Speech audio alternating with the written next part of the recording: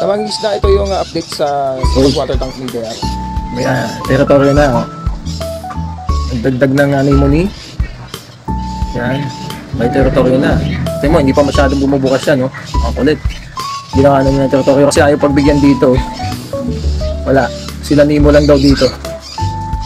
Minsan nag-aagawan sila dyan, eh. So, ayun yung kasama nung isa. Ito, nakita na niya yung bagong territory yung binigay namin. Yan na. Bagong lagay kaya maliit pa siya. So, syempre, lalaki yan. Ano? Ito, wow.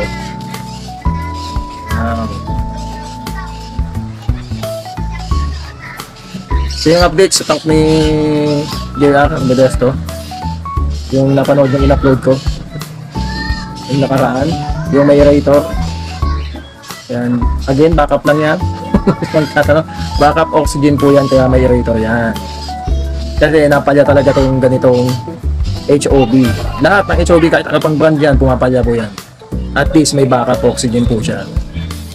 Ito, nagdagdag po siya ng anemone.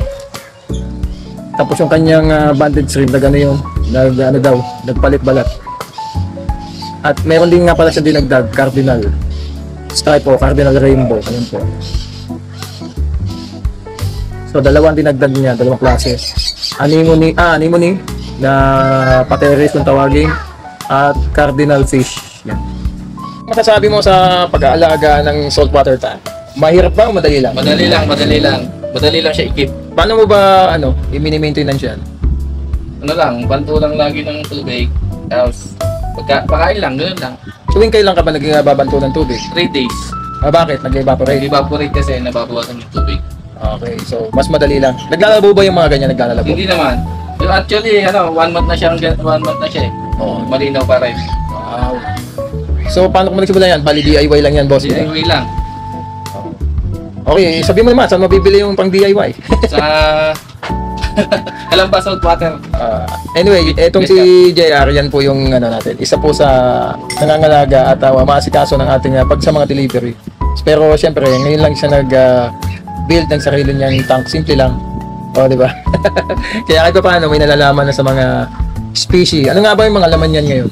Mimo, African, butter shrimp, tsaka cardinal.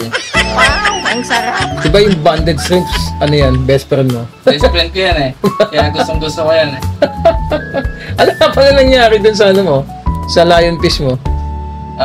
Hinahabol niya kasi yung mga mimo, eh. Ngayon, pumunta siya sa honeymoon, eh. Yun, nalason siya, namatay. Nadali. Nadali siya ng honeymoon, eh. Bakit kasi dyan mo pinagsiksiksikan? Iyak. Bakit mo pinagsiksikan kasi dyan? So, kala ko pwede. sabi ko naman sa'yo, hindi pwede. So, bali may tangka ng bago, di ba? Meron na cycle. Yun. Sige. Dadali na lang natin dito yun. Okay, yun. So, ayan. Ayan si Modesto o JR. Yan yung update sa kanyang tank. Ayan.